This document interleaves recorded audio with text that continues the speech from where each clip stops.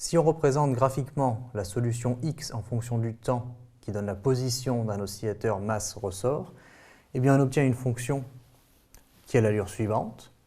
Et à partir de cette fonction et des valeurs que l'on a dans ce problème, eh bien on va déterminer les différentes composantes de la solution, c'est-à-dire l'amplitude et la pulsation propre avec la constante de phase également. Alors on choisit ici de prendre un cosinus. Si vous voulez prendre un sinus, vous trouverez une constante de phase différente, c'est tout. Vous trouverez pi sur 2 au lieu de 0. Mais vous pouvez faire la même chose avec sinus, ça ne change rien. Alors ici, A, c'est l'amplitude. Souvenez-vous que l'amplitude est mesurée par rapport à la position d'équilibre, et ça, c'est la position d'équilibre. Donc l'amplitude ici, A est égale à 1. D'accord ? Et en général, on est en mètres, puisque c'est une position. Donc une amplitude qui vaut 1.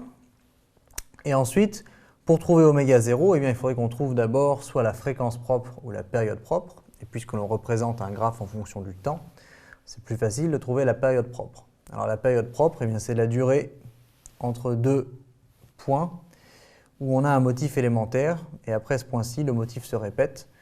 Et donc ici, on va avoir T0 en durée, c'est-à-dire 1 seconde. De la même façon qu'on a dit dans le cas d'un pendule simple, on peut très bien imaginer prendre ce point-ci et ce point-ci pour mesurer l'intervalle de temps T0. Tout ce qui compte, c'est d'avoir la durée minimale avant que le motif élémentaire de la courbe ne se répète. Alors ici, T0, du coup, vaut 1, et c'est en secondes, puisque c'est une durée, ce qui veut dire que F0 est égal à 1 sur T0 est égal à 1 Hz.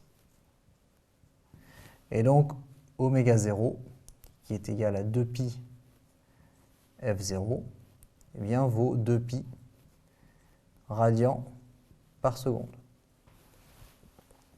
Ça nous a donc permis de trouver oméga 0, la pulsation propre. Et maintenant, la constante de phase, eh bien, celle-ci se détermine à partir des conditions initiales. Et donc, pour t égale 0, on a x de 0 égale à 1, ce qui implique que cette quantité-ci, lorsque t vaut 0, est égale à 1. Autrement dit que A cosinus phi c est égal à 1. Et puisque A est égal à 1 également, ça revient à cos phi c égale à 1. Autrement dit, la constante de phase est nulle et s'exprime en radians. Voilà. Donc, on a trouvé tous les éléments qui permettent d'écrire la solution x de t à partir du graphe que l'on nous a donné. Et on notera une dernière chose, c'est la période des oscillations. La période, on a déjà dit que T0, c'est 1 sur F0, ou encore c'est 2pi sur oméga 0. 2pi sur oméga 0. Et souvenez-vous, on a dit que dans le cas de l'oscillateur masse-ressort, oméga 0, c'est racine de k sur m. Donc c'est égal à 2pi racine de m sur k. Et on retrouve que la période dépend cette fois-ci de la masse.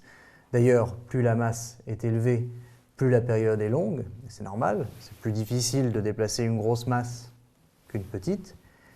Par contre, plus la raideur du ressort est élevée, plus la période est petite, et c'est normal. Plus le ressort est rigide, et plus il va exercer une force importante pour ramener la masse vers sa position d'équilibre. Donc à retenir que la solution a cette allure-ci, et qu'en particulier, si on vous donne des valeurs, vous pouvez trouver l'amplitude, période, fréquence, pulsation propre, et même la constante de phase, afin d'avoir la fonction qui donne la position de l'oscillateur en fonction du temps.